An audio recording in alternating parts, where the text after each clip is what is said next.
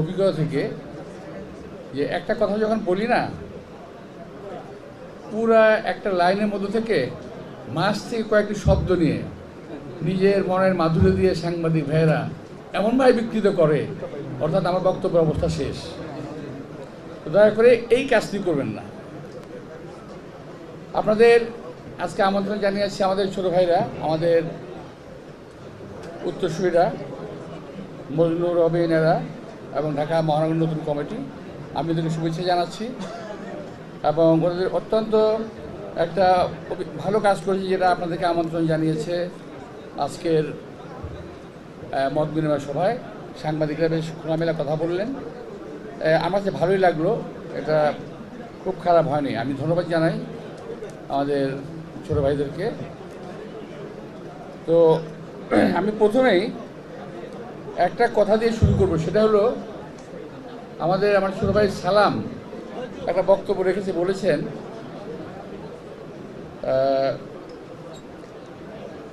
নির্বাচনের কথা, যে আমরা শুধু নির্বাচন চাচ্ছি এবং নির্বাচন দিলেই বিএনপি ক্ষমতা চলে আসবে। অনেকে ভাবেন, অনেকে বলেন যে এই কথা ভেবে যে নির্বাচন দিলেই বিএনপি ক্ষমতা আসবে। দেশবাসী ভাবে, সমস্ত রাজনৈতিক দল ভাবে, যারা দেশ নিয়ে চিন্তা করে তারাও ভাবে যে নির্বাচন দিলেই বিএনপি ক্ষমতা আসবে। আমরা কিন্তু এটা ভাবি না। আমরা চাই, আমরা ভাবি নির্বাচন দেশের মানুষের অধিকার। এই অধিকারের জন্যে, ভোট দেওয়ার অধিকারের জন্যে আমরা 70টি বছর আন্দোলন করেছি। নিজের জীবনের অর্ধেক সময় অন্তত আমার এবং আমার মতো যারা আছে তারা জেলখানায় অথবা পলাতক জীবন কাটিয়েছি। আমার নিজের জীবনে বলবো, আমার পরিবারের মধ্যে আমার হয়েছিল 11 বছর জেল, আমার স্ত্রীর 16 বছর জেল, আমার ছোটো ভাইয়ের 8 বছর জেল। এরকম বাংলাদেশে বহু নেতাকর্মীর ভিতরে জেল হয়েছে। তো প্রিয় ভাইয়েরা, তো আমরা যে আন্দোলনটা করছি 17 বছর, এই আন্দোলনটা কি একেবারেই কোনো কাজে লাগে নাই? যদি এভাবে একটা কথা ধরেন যে এই বিল্ডিংটা কি উপর থেকে কাঁথা শুরু হয়েছিল না নিচ থেকে শুরু হয়েছে? নিচ থেকে শুরু হয়েছে, একের পর ইট গাঁথা হয়েছে, একটা বিল্ডিং তৈরি হয়েছে। কেউ যদি ভাবেন যে আমরা একেবারেই আসমান থেকে নাজিল হয়েছি এবং আমরা সমস্ত কিছু আমাদের দখলে, সারা বাংলাদেশ আমাদের সমর্থনে আছে, সুতরাং আমরা যা খুশি তাই করব, এটা কিন্তু খুব ভালো লক্ষণ নয়। নির্বাচন দিলেই বিএনপি ক্ষমতা আসবে, এই কথা যারা ভাবেন সঙ্গে এটা কেমন, এটা যদি ভাবেনই আপনারা, তাহলে এটা কেন ভাবেন না যে বিএনপি একটা অত্যন্ত জনপ্রিয় একটা দল? এটা কেন ভাবেন না? পাশাপাশি বিএনপি ক্ষমতা নাই এখন, নির্বাচন দিলে বিএনপি রিগিং করবে সে অবস্থাও নাই। সুতরাং নির্বাচন দিলেই যদি বিএনপি ক্ষমতা আসে, তাহলে আপনাদের ধরেই নিতে হবে যে বিএনপির নির্বাচনে যাওয়ার মতো মানে জনপ্রিয়তা আছে। ওখানে আপনাদের ভয়টা কেন? জনপ্রিয় একটা দল যদি ক্ষমতায় যায়, আপনাদের অসুবিধা কী? কিংবা আমরা তো বলছি না যে বিএনপি ক্ষমতায় যাবে, যারা ভাবেন আমি তাদের উদ্দেশ্যে বলছি, বিএনপি কখনো ক্ষমতায় যাওয়ার কথা বলে নাই, আজও বলে না, আমিও বলছি না। বিএনপি শুধু নির্বাচন চায়, ভোটের অধিকার চায়, কথা বলার অধিকার চায়। আমরা আদায় করেছি কথা বলার অধিকার। আজকে আমার সামনে অনেকগুলো সংবাদপত্র, অন্তত টেলিভিশন বোধহয় কটা হবে, 30টা টেলিভিশন আছে। আমার সংবাদপত্র 40টার উপরে আছে বোধহয়। একটু ভেবে দেখেন তো, একটু চিন্তা করেন। অবশ্য আপনাদের অনেকের তখন জন্ম হয় নাই। সকালবেলা ঘুম থেকে শুনি সমস্ত পত্রিকা বাতিল হয়ে গেছে, শুধু 4টি পত্রিকা চলবে: ইত্তেফাক, সংবাদ, মর্নিং নিউজ, বাংলার বাণী, না অবজারভার, এই চলবে। এবং আমরা পত্রিকা খুলে দেখতাম এই পেপারে যেটা লেখা হয়েছে ওই পেপারে তাই লেখা আছে, মানে একই প্রিন্ট, একই রকম। সমস্ত সংবাদপত্রের স্বাধীনতা কেড়ে নিয়েছে, কথা বলার অধিকার কেড়ে নিয়েছে মানুষের। আজকে এই যে এত সাংবাদিক, এত সংবাদপত্র, এতে অনেক বেকার সমস্যার সমাধান হয়েছে না? দেখেন তো একটু, প্রত্যেক সাংবাদিক একটা সংবাদপত্রে কাজ করেন, বেতনও পান, টেলিভিশনে হোক পত্রিকায় হোক। এই যে একটা সংস্কার, এটা কে করেছিল? শহীদ রাষ্ট্রপতি জিয়াউর রহমান। শুধু সংস্কারের কথা বলি আমরা, পার্লামেন্টারি গণতন্ত্র কে দিয়েছিল? দেশনেত্রী বেগম খালেদা জিয়া। বহুদলীয় গণতন্ত্র কে দিয়েছিল? আমাদের শহীদ রাষ্ট্রপতি জিয়াউর রহমান। এগুলো সংস্কার না? কোনোদিন ঘোষণা দিয়েছি আমরা? কোনোদিন বলেছি? জিয়াউর রহমান কখনো বলেছি আমি সংস্কারগুলো করব? শুধু সংস্কার করব, সংস্কার করব, সংস্কার। এক ঢোল পিটেতেই আছে, কিন্তু আওয়াজও হচ্ছে, আস্তে আস্তে আওয়াজ স্থিমিত হয়ে যাচ্ছে। প্রিয় ভাইয়েরা, আমার কথা একটু এলোমেলো হতে পারে, দয়া করে সাজায় নিয়েন, আমার একটু ফেভার করেন প্লিজ। দেশের পরিস্থিতি আজকে কেমন? আমার সাংবাদিক ভাইরা ভালো আছেন, কথা বলতে পারেন, কিন্তু একটা সময় ছিল, এই যে কদিন আগে 5ই আগস্টের আগে, এই সাংবাদিক ভাইদের মধ্যে অনেকেই, এই টেলিভিশনের মধ্যে অনেকে বলতে আমি বলবো 95% সরকারের কথা মধ্যে চলতে বাধ্য হয়েছিলেন। আমি বারবার একটা কথা বলেছি, এই কথাটা আপনাদের অনেকেই বোধ হয় ভালো লাগে না, কিংবা আপনারা বলতে চান না। আমি বারবার বলেছি, বাংলাদেশে সংবাদপত্রের স্বাধীনতা আছে, বরাবর ছিল, এখনও আছে, কিন্তু সাংবাদিকদের কোনো স্বাধীনতা নাই। আমার কথাকে বুঝতে পেরেছেন? সাংবাদিকের মালিক, সংবাদ মালিক যদি বলে দেয় কোন সাংবাদিকদের তোমাকে এরই করতে হবে, আওয়ামী লীগ যেটা বলে সেটা তোমাকে বলতে হবে, এরই করতে হবে, তো তার কি সাধ্য আছে কিছু করার? কিছু করার নেই। আমাদেরকে সেখানে নিয়ে যেতে হবে দেশটাকে, সংবাদপত্রের স্বাধীনতাকে, যে সাংবাদিকরা যেন তার আসল কথাটা জনগণের সামনে তুলে ধরতে পারে। প্রিয় ভাইরা, সংস্কারের কথা বলছেন, করেন, আমাদের কোনো আপত্তি নাই, যতটুকু লাগে করেন, কিন্তু যথাসময়ে দেশের মানুষের প্রত্যাশা অনুযায়ী নির্বাচন দেবেন। কিন্তু তার আগে আমরা আমাদের অবস্থান থেকে বারবার বলেছি যে আওয়ামী লীগের প্রেতাত্মাকে রেখে হাসিনা চলে গেছে, কিন্তু তার প্রেতাত্মারা সব রয়ে গেছে। আমার সামনে এখন 8 জনের নাম আছে, আমি এখন বলবো না, সবাই সচিব হিসেবে আজকে মন্ত্রণালয়ে অবস্থান করছে। আবার সবচেয়ে আশ্চর্যজনক বিষয় হলো, এত কথার পরেও, এত বিরোধিতার পরও মাত্র 2 দিন অথবা 3 দিন আগে সচিবালয়ে আরেকজন প্রাক্তন সচিবকে, রিটায়ার্ড সচিবকে, বাকশালী সচিবকে নিয়োগ দেওয়া হয়েছে কন্ট্রাক্টে, এই কয়েকদিন আগে, এবং আজকে, কালকে অথবা পরশুদিন। এখন বাকশালীদের প্রেতাত্মাকে বগল দাবা করে নিয়ে আপনারা কি সংস্কার করবেন? জাতির কাছে প্রশ্ন জাগে, আমার কাছেও প্রশ্ন জাগে। আমরা কি আওয়ামী লীগকে আবার ফিরিয়ে আনার রাস্তা করে দিচ্ছি? এই যে আজকে বিভেদ, বৈষম্যমূলক কথাবার্তা বলা হচ্ছে, এই কিছুক্ষণ আগে আমাদের ছোট ভাই তো বলা যাবে না এখন, আমাদের ছেলেমেয়েরা, আমাদের ছেলেরা যারা নাকি আন্দোলনের স্ফুলিঙ্গ হিসেবে কাজ করেছে 5ই আগস্ট, এককভাবে তারা এই আন্দোলনকে নিজেদের করে নিতে চায়। কিন্তু আপনারা দেখেছেন, আমরাও দেখেছি, আমরাও জানি যে যখন বিশ্ববিদ্যালয়ের আন্দোলন প্রায় নিভু, তখন কিন্তু প্রাইভেট যে আমাদের বিশ্ববিদ্যালয়গুলো আছে, প্রাইভেট বিশ্ববিদ্যালয়গুলো সামনে এগিয়ে আসে, সাধারণ মানুষ সামনে এগিয়ে আসে, আমরা এগিয়ে যাই। আমাদের বিএনপির রাজনৈতিক কর্মী 462 জন মারা গেছে, এর মধ্যে 462 জন বিএনপি কর্মী মারা গেছে। তো নিশ্চয়ই নেতৃত্বে একজন থাকবে, পিছনে হাজারো লোক থাকবে, কিন্তু এককভাবে কেউ কারো দাবি করা ঠিক না। এতে কিন্তু জনমনে বিভেদ সৃষ্টি হবে, একের প্রতি অপরের বিদ্বেষ সৃষ্টি হবে। এই যে আমাকে কথা বলতে হচ্ছে, আমি এই কথাটা বলতে বাধ্য এই কারণে ৭১ সালে মুক্তিযুদ্ধে অংশগ্রহণ করেছি এবং সেটাও একবারে ফ্রন্ট ফাইটে অংশগ্রহণ করেছি, মুখোমুখি যুদ্ধে সামনাসামনি। আমার সঙ্গের বহু সহকর্মী ৭১-এ মারা গেছে, আমার বন্ধুবান্ধব টোটাল মারা গেছে প্রায় ৩ লক্ষ, শহীদ হয়েছে। শহীদের রক্তের দিয়ে লেখা যে সংবিধান,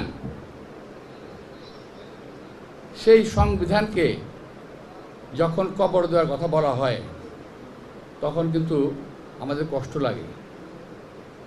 আমরা তোমাদের সিনিয়র হিসেবে, তোমাদের অগ্রজ হিসেবে আমরা কষ্ট পাই যে এটা কি করছে, কথাটা এইভাবে বলাকে ঠিক হলো? ওই সংবিধানে যদি খারাপ কিছু থাকে নিশ্চয়ই সেটা বাতিলযোগ্য। যদি নতুন করে সংবিধান লিখতে হয় তাও তো লিখতে হবে আগের অমুক সালের সংবিধান বাতিল করে এই সংবিধান জারি করা হলো, এটা তো লিখতে হবে। তো সুতরাং এই সংবিধানকে সংশোধন করা যাবে। আমি আগের বক্তব্যে একবার বলেছিলাম, একজন খুব আমার উপর ক্ষিপ্ত হয়ে গেছেন, যিনি আমারই আরেক ছোটো ভাই, আমার অত্যন্ত প্রিয়, উনি বাইরে থেকে দেশকে পরিচালনা করার চেষ্টা করছেন, আমার ছাত্র ভাইদেরও পরিচালনা করার চেষ্টা করছেন। উনি খুব ক্ষিপ্ত হয়ে গেছিলেন। আমি বলেছিলাম যে সংবিধান একটি রাফ খাতা নয়, ছুঁড়ে ফেলে দিলাম। তা আমি বলবো আজকে যাদের, যদি কেউ, আমার ভুল হতে পারে, আর প্রথমেই আমাদের সন্তানদের কাছে, অর্থাৎ যারা এই ঘোষণা দিয়েছেন বৈষম্য ছাত্র আন্দোলনের ভাইদের কাছে, সন্তানদের কাছে অনুরোধ জানাবো, কথাগুলো বোঝার চেষ্টা করবেন, ভুল বুঝবেন না। সেটা হলেই এই ধরনের কথা কিন্তু ফ্যাসিবাদের মুখ থেকেও আসে। কবর দিয়ে দেব, মেরে ফেলবো, কেড়ে ফেলবো, এই সমস্ত কথা কিন্তু ভালো কথা নয়। জাতিকে, আজকে জাতি তাকিয়ে আছে আপনাদের দিকে, আমরাও তাকিয়ে আছি তোমাদের দিকে। তোমাদের মুখ থেকে এই ধরনের কথা আমরা আশা করি না। আমি অন্তত এটুকু বিশ্বাস করি, কিছু লোক বাইরে থেকে সরকার গঠন করে ফেলেছেন, মনে হয় এরকম। তারা আবার বলেনও যে আমাদের সঙ্গে এদেশে কথাবার্তা হয়, এবং তাদের কথাবার্তার যে ধাঁচ, আজকে আমাদের ছাত্র ভাইদের কথাবার্তার যে ধাঁচ একই রকম। আমরা কি তাহলে ৭১ সালে কি করলাম? আমার প্রশ্ন যে ৭১ সালে জাতি কি করলো? আমরা কি অন্যায় করেছিলাম? আমি জানি একটা পক্ষ বলবে যে হ্যাঁ, ওই দিন পাকিস্তান থেকে বাংলাদেশকে স্বাধীন করে আপনারা অন্যায় করেছেন, বলতে পারেন, স্বাধীনতা আছে। কিন্তু আমরা কি অন্যায় করেছিলাম যুদ্ধ করে এই দেশকে স্বাধীন করে? বাকশাল কায়েম করলো আওয়ামী লীগ,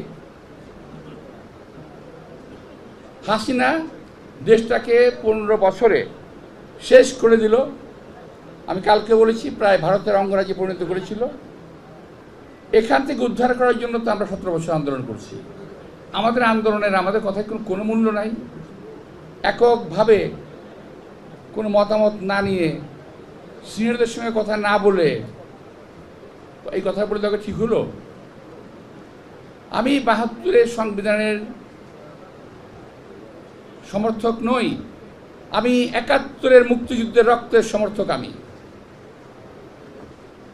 মুক্তিযুদ্ধ হয়েছিল বলেই এই সংবিধান, যদি মুক্তিযুদ্ধটা যদি ৭১-এর আগেই শেষ হয়ে যেত, অর্থাৎ ৭১-এর প্রথম দিকে শেষ হয়ে যেত, তাহলে সংবিধান লেখা হতো বোধ হয় ৭১-এই। কী করতেন? ডিসেম্বরে আত্মসমর্পণ করলো, তো সুতরাং এই সংবিধানটা করতে হলো। তখন উপায় ছিল না, সংবিধান করতে হলো, দেশ চলতে হবে। তো এইভাবে তো দেশ চলা যায় না, এখন যেভাবে চলতেছে এইভাবে একটা দেশ চলে না। তো সুতরাং প্রিয় ভাইরা, আজকে আওয়ামী লীগের দোসরদেরকে মন্ত্রণালয়ে রেখে, এই যে আগুন লেগেছে না কয়েকদিন আগে এখানে মন্ত্রণালয়ে, তারা কিন্তু আরেকবার আগুন লেগেছিল, জানেন আপনারা এটা? ওই যে চিরাং সিপোর্টের বার্জের মধ্যে আগুন লেগেছিল, মাল বহনকারী বার্জের মধ্যে 7 দিন পর 2টা বার্জে আগুন লেগেছিল। আনসার বিদ্রোহ হলো, আরও কত কিছু হবে, কত কিছু হওয়ার সুযোগ আমরা দিচ্ছি এবং দেব। কেন? জাতিকে এবং দেশকে দয়া করে বিভেদের দিকে ঠেলে দেবেন না। আমি অনেক কাজ করেছি, অনেক ভালো কাজ করেছি, যদি আমি বলি আমি স্বীকার করব, কিন্তু আমার ভালো কাজ করার বিনিময়ে আমার দেশ এবং জাতিকে আমি বিভক্ত করতে পারি না। সুতরাং প্রিয় ভাইরা, আজকে এই সমস্ত কথাবার্তা আমরা বুঝি, আমরা জানি, এই বয়সটা আমাদেরও ছিল। এই 26 বছর বয়স, 25 বছর বয়স, 24 বছর বয়স, আমার তো একবারে 26 বছর বয়স হয় নাই, একদিন থেকে শুরু হয়েছে, এক মুহূর্তে শুরু হতে আজকে আমাদের 75 বয়স হচ্ছে। তোমাদের একদিন হবে, বুঝতে পারবে। সেদিন যদি কেউ বলে যে আমরা তোমাদের এই সংবিধানকে ছুঁড়ে ফেলে দিলাম, তখন তোমাদের কেমন লাগবে? সেদিন যদি আজকে বলে, কিংবা দুদিন পরে যদি কেউ বলে যে তোমাদের সংবিধান ছুঁড়ে ফেলে দিলাম, যদি তোমাদের বলবো কেউ আবার চলে আসে নতুন করে, তখন কি হবে? সুতরাং কথাবার্তা বলার সময় একটা জিনিস মাথায় রাখতে হবে, যে আমাদের দেশের একটা ভালো প্রতিবেশী নাই। একটু মাথায় রাখতে হবে যে আমাদের দেশের পাশে যারা আছে তারা কখনো বাংলাদেশকে স্থির থাকতে দিতে চায় না। আমাদের মনে রাখতে হবে যে আমরা ওদেরকে সুযোগ দিতে চাই না, দিতে দেবো না। আজকে বাংলাদেশ নিয়ে কত কথা বলতেছে, কেউ কেউ তো চট্টগ্রাম নিয়ে যায়, কেউ লালমনিরহাট নিয়ে যায়, কেউ দিনাজপুর নিয়ে যায়। বাবা, হরিলুটের মাল বাংলাদেশ, না, সম্ভব না। তো আমি যেটা বলতে যাচ্ছি এখন, আমাদের এই যে আগুন, এই যে বিদ্রোহ, এই আনসার বিদ্রোহ ইত্যাদি ইত্যাদি, এই সমস্ত বিষয়গুলো এমনি এমনি হচ্ছে না, খামাখাই হচ্ছে না, কেউ না কেউ উস্কানি দিচ্ছে, এবং তারা সচিবালয়ে বসে আছে, এবং তারা আজকে এই যারা নাকি আমার উপদেষ্টাবৃন্দ আছেন তাদেরই সহযোগী হয়ে আছেন। কারণ কি, কেউ এই সচিব, কেউ সেই সচিব, বিভিন্ন সচিব হিসেবে আছেন, সবাইকে কিন্তু আমরা চিনি। এটা একটু মাথায় রাখতে হবে। আচ্ছা, এবার আমি একটু অন্য কথায় আসি। যে পর্যন্ত বলছি ভাই, কথাবার্তাগুলো একটু সাজায় গুছায় লেখি, নাহলে কিন্তু খবর আছে আবার আমার। তো এই আমাদের এই সালাম বলেছে ছোট ভাই, আবার কে জানি আরেকদিন বলেছে আমাদের সাংবাদিকদের যে সঙ্গে যে আমাদের রিলেশনটা, এই রিলেশনের কথা। তো সাংবাদিকরা ভাই, যখন কোনো সাংবাদিক, আপনার তো মনে আছে আমি 1 গ্রেপ্তার হয়েছিলাম না? কেন গ্রেপ্তার হয়েছিলাম জানেন? এটা অজানা আপনাদের, এটা হেডেন দেওয়া দরকার নাই, কোনো জায়গায় ভিতরে লিখে দিয়েন অনেক কথাগুলো, বাস্তব। আমাকে অ্যারেস্ট করে নিয়ে গেল, আমাকে যখন নাকি আমি অ্যারেস্ট করে নিয়ে গেল, তো না, আমি আমাকে স্যারেন্ডার করতে বলা হলো, আমি করি নাই। আমি বললাম যে ঠিক আছে, আমি দুদুকে আমার এই করবো, আত্মসমর্পণ করলাম। দুদুকে গিয়ে আমি আমার সংবাদ বিবরণী জমা দিলাম। তখন গিয়ে দেখি ওখানে অনেক সাংবাদিক, মির্জা আব্বাস গ্রেপ্তার হবে, কত মজার সংবাদ, সুতরাং ছাপতে হবে। আমি নামগুলো বলবো না, এখানে অনেকেই আছেন। এবং প্রত্যেকটা সংবাদপত্রের মালিক ছিল ভূমিদস্যু।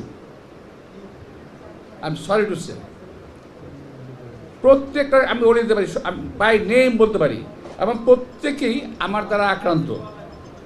আমি সবাইকে ধরেছিলাম, আমি একটা নাম বলতে পারি, আমি সবাইকে ধরেছিলাম, আটকে দিয়েছিলাম। ফলে সমস্ত সাংবাদিকরা আমার বিরুদ্ধে লিখতে শুরু করলো, এমন লেখা লিখলো, ওয়ানের সময় সবাই ভাবলো খাইছে মির্জা আব্বাস কি জানি কত টাকার মালিক, 20,000 কোটি টাকার খুঁজে পারে বেরিয়ে গেল। আমার কাছে 20,000 কোটি টাকা আছে, টাকা বেরিয়ে গেল, তারা আর পেল না। এতে আমার এক বন্ধুকে অত্যাচার করলো, সে মারাই গেল। যাই হোক, আমি যেটা বলছিলাম, তো সংবাদপত্রের ভাইদেরকে বলবো যে এই সমস্ত জায়গাগুলোতে সাবধান থাকবেন। একজন লোকের চরিত্র হরণ না করাই ভালো, যাতে একজন লোক, এই যেটা মজদুর কথাটা বলছি যে আমাদের পরিবার পরিজন আছে, আমার একটা সংবাদ দেবেন না, দিলে যাতে আমরা আমাদের নিজে বিব্রত হই ভালো কথা, কিন্তু পরিবার বিব্রত হবে এমন সংবাদ না দেওয়াই ভালো। ওই যে প্লটের কথা বললেন না, শহীদ রাষ্ট্রপতি জিয়া রহমান প্রথম কালশীতে প্লট দেয়। ওই সময় গিয়াস কামাল চৌধুরী ছিল আপনাদের সাংবাদিক স্টেশনের প্রেসিডেন্ট, ওনার রিকোয়েস্টটা দেয়, এবং আমি তখন সম্ভবত কমিশনার ছিলাম। আমিও গেছিলাম জায়গাটাতে শহীদ রাষ্ট্রপতি জিয়াউর সঙ্গে ওখানে। অতঃপর যখন সাংবাদিক ভাইরা আসেন আমার কাছে, কে কে আসছিল, এই সোহেল, তো পরবর্তী পর্যায়ে দেশনীতি খালেদার সময় আপনাদের 2-3 জন সাংবাদিক আমার কাছে আসে এবং তাদেরকে আমি খুব স্নেহ করতাম। সাংবাদিক সবাইকে আমি স্নেহ করতাম, কিন্তু তাদেরকে আমি তাদের কথা মতো রাজি হয়ে প্লটগুলো দিলাম। জানেন কি আশ্চর্যের ব্যাপার, আমার বিরুদ্ধে মামলা কিন্তু এখনও চালু। আমি নেক্সট যে ডেট আমার আছে এই মামলার নেক্সট তারিখ আমি যেতে হবে কোর্টে, আমি আপনাদের আমন্ত্রণ জানাবো, আপনারা সবাই থাকবেন ওখানে। যে একটা কত ভুয়া মামলা হতে পারে। 200 সাংবাদিক বোধহয় প্লট পেয়েছে না, 280 জন সাংবাদিক প্লট পেয়েছে। একা আমি আসামি, একা আমি প্লট দিয়েছি। যারা বেনিফিশিয়ারি তারা কেউ তো আসামি হয় নাই।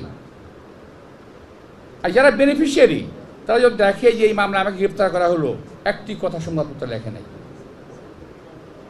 এই মামলা আমি কোর্টে হাজিরা দিতে হয়, একটি কথা সংবাদপত্র লেখা হয়নি। তো ভাই, ওরা আমার কাছে কদিন আগে আসছিল যে আমাদের একটা প্রোগ্রাম আছে, আপনি একটু যাবেন। আমি ওদেরকে খুব, আপনি জানেন আমি একটু ঢাকার মানুষ, মুখটা খুব খারাপ মাঝে মাঝে, তো সরি তো আমি খুব বিরক্ত হয়ে ওদেরকে রাগ করে কথা বললাম ভীষণভাবে। এই কথাগুলি বলছিলাম, এই কথাগুলি, তোমার কোথায় ছিলাম, এখন কেন আসছো, আর কথা বলেনি। তা আমি ওদের নামগুলো আমি কানে কানে বলে দেবো না তোমাদের, এখন না। তো যাই হোক, এখন তোমাদের যেটা কথা হলো যে যেই সাংবাদিক এখনও প্লট পায় নাই, আমার আর প্লট দেওয়ার ক্ষমতা নাই এই মুহূর্তে। তা আমি খুব দৃঢ়ভাবে বিশ্বাস করি আগামী দিনে এমন করে যাওয়া মন্ত্রী আসবে না যে সাংবাদিক প্লট দেবে, এটা বলে দিচ্ছি। এত সহজ না, এগুলোর জন্য ভাই বুকের জোর লাগে, মনে সাহস লাগে। তো যাই হোক, আমি সবাইকে আবার অনুরোধ করছি যে দয়া করে একটা শেষ করি। প্রথমত, আন্দোলন 24-এর আন্দোলনকে কেউ ব্র্যান্ডিং করার চেষ্টা করবেন না। কেউ জাতিকে কোনো আপনাদের বক্তব্যের মাধ্যমে, অহংকারী বক্তব্যের মাধ্যমে, যে অহংকারকে আল্লাহ তাআলা পছন্দ করেন না। যিনি আজকে বক্তব্য দিয়েছেন, আমি তাকে অনুরোধ জানাবো, আমাদের সন্তান টেলিভিশনের ক্যামেরায় দেখেন আপনি কি বলেছেন এবং এই কথাটা কি ধর্মীয়ভাবে চলে কিনা। অহংকার আল্লাহ তাআলা পছন্দ করেন না। হাসিনা অহংকার করেছিল, পতন হয়ে গেছে। অহংকারী কথাবার্তা বলতো, পতন হয়ে গেছে। কিন্তু সুতরাং এমন কথা না বলাই ভালো যে কথাবার্তা আল্লাহ তাআলা পছন্দ করেন না। এমন কথা না বলাই ভালো যে কথা দেশের মানুষ পছন্দ করবে না। জাতির ভিতরে দয়া করে আপনার বিভক্তি আনবেন না। আমার এটাই হলো কথা। এত কষ্টের অর্জন হাসিনার পতন, সেই কষ্টের অর্জনকে দয়া করে কয়েকজন লোকের ইশারায় কথা বলে, এই বালখিল্যতা করে জাতিকে বিভক্ত করবেন না। এটা আমার সর্বশেষ অনুরোধ। আবারও বলেছি যে ওই সংবিধানটা লেখা হয়েছিল 71-এর 3 লক্ষ শহীদের রক্তের বিনিময়ে লেখা সংবিধান। আমাদের গায়ে খুব লাগে। এই সংবিধানে গত স্বাধীনতার পর থেকে পর্যন্ত সংবিধানে চলে আসছে, যারা এই সংবিধানকে যারা মিসইউজ করেছে, যারা অপব্যবহার করেছে, তাদের বিরুদ্ধে ব্যবস্থা নেন। আরে ভাই, মাথায় ব্যথা হলে কি মাথা কেটে ফেলতে হয়? মাথার ব্যথা হলে মাথা কেটে ফেলতে হয় না, ওষুধ খেতে হয়। সুতরাং যারা করেছে অপব্যবহার, তাদের বিরুদ্ধে ব্যবস্থা নেওয়ার জন্য যেটা করা দরকার সেটা করেন। আমরা তো আছি সঙ্গে। আপনাদের সবাইকে আন্তরিক শুভেচ্ছা এবং ধন্যবাদ জানিয়ে বক্তব্য শেষ করছি। খোদা হাফেজ।